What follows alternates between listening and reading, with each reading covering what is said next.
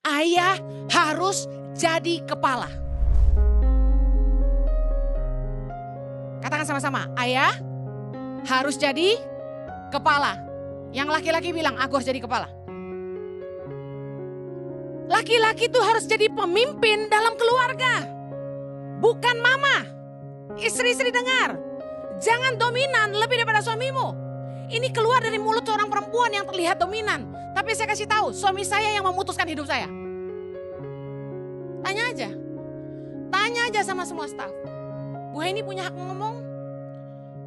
Pak Jojo bilang A, semua A.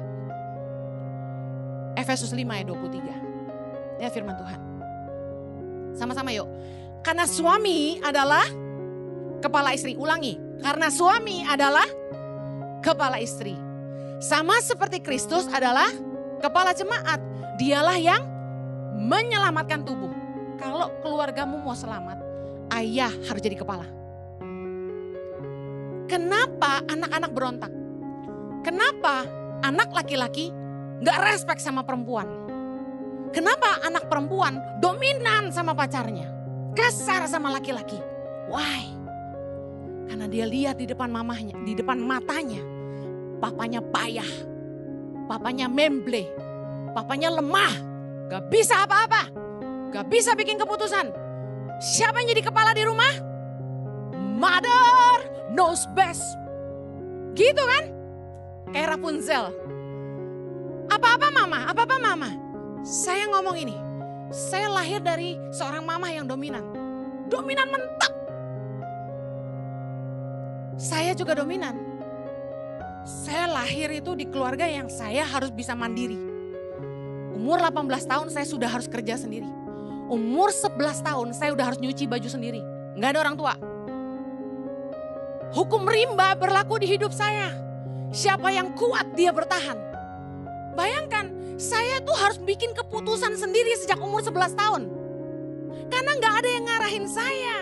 Nggak ada yang kasih tahu saya ini baik itu buruk. Harus ke kanan atau ke kiri, nggak ada. Jadi saya kasih tahu kalau bukan karena Tuhan saya ini nggak tahu apa-apa. Tapi Roh Kudus menuntun hidup saya, mengajar saya banyak hal. Ketika saya ngerti kebenaran bahwa suami harus jadi kepala. Saya ini perempuan yang sombong aslinya. Saya tuh pikir dulu saya lebih pintar dari suami saya. Waktu sekolah nilai gue lebih bagus dari dia. Kuliah aja assignmentnya gue yang bikinin. Jadi harusnya nilainya buat saya. Tapi khotbah pintaran dia gitu kan. Firman Tuhan lebih hafal Jojo. Cuma bahasa Inggris aja yang jadi masalah buat dia. Karena kita kuliah di luar negeri kan. Sedangkan saya berbahasa Inggris dari kecil. Jadi bikinin assignment. Tuk, tuk, tuk, tuk, tuk, tuk, sampai pagi 2. Tiap ada assignment 2 gue bikinin. Untung punya pacar jago bahasa Inggris dia. Tapi investasiku gak sia-sia loh sayang. Kamu jadi suamiku, haleluya. Jadi saya terlatih bikin keputusan sendiri. Tapi ketika saya menikah sama anak mama, yang apapun maunya diurusin, cucok sebenarnya. Cucok nggak? Cucok banget. Satu, jiwa mama, ngurusin orang. Karena saya punya kokoh laki-laki, punya adik laki-laki kandung.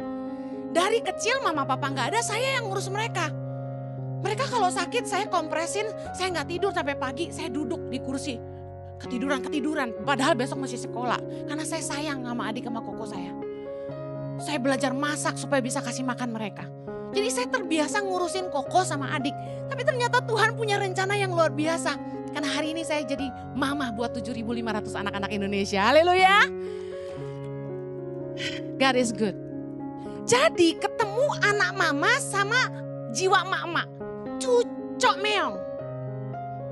Tak urusin sama aku. Bener gak? Mau makan sayang? Nih ya. Tadi kan Bapak Ibu lihat saya telat masuk ke dalam ruangan ibadah kan? Tahu gak Ek ngapain? Manasin makanan dulu buat suamiku.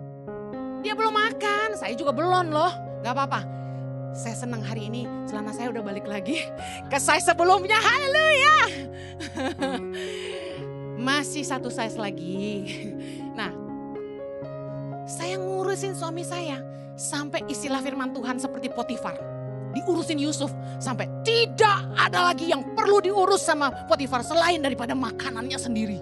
Lah Jojo makanannya aja diurus Henny. Apalagi yang lain-lain gitu kan. Haleluya. Saya ngurusin suami banget.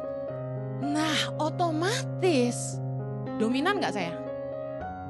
Tak atur aku waktu nih. Kamu jangan gitu dong. Kamu gini dong. Wah awalnya waktu masih pacaran. Dia nurut sama saya loh. Tak marahin itu cengeng ya. Waktu pacaran saya inget. Saya ancam putus aja lo sama gua. Nangis dia. SMA tuh. Terus dia dimarahin sama mamanya.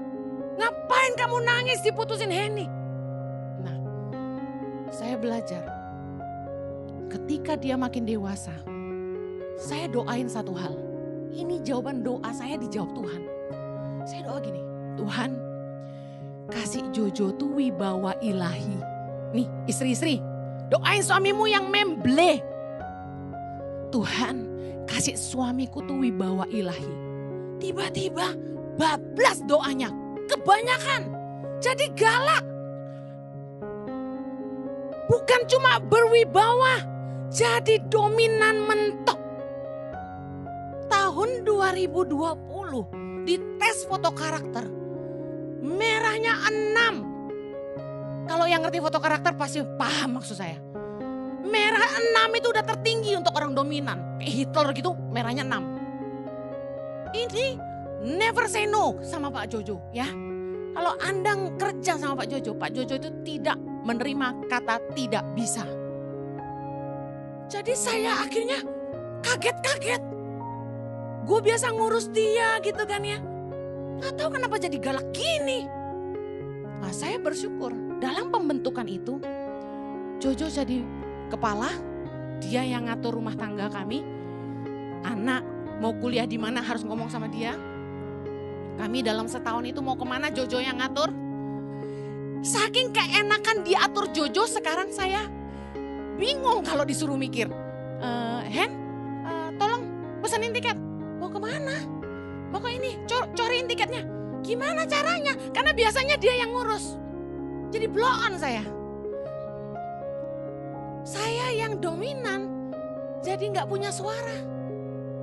Ya terserah kamu lah. Bayangin. Bukannya gak bisa, tapi saya belajar menundukkan diri sama suami saya. Kalau saya bisa, Anda pasti bisa. Kuncinya apa? Rendah hati. Jangan merasa diri lebih. Jangan sombong.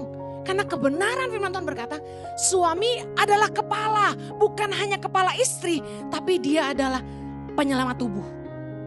Kalau bapak tuh jadi bapak, keluarga tuh beres.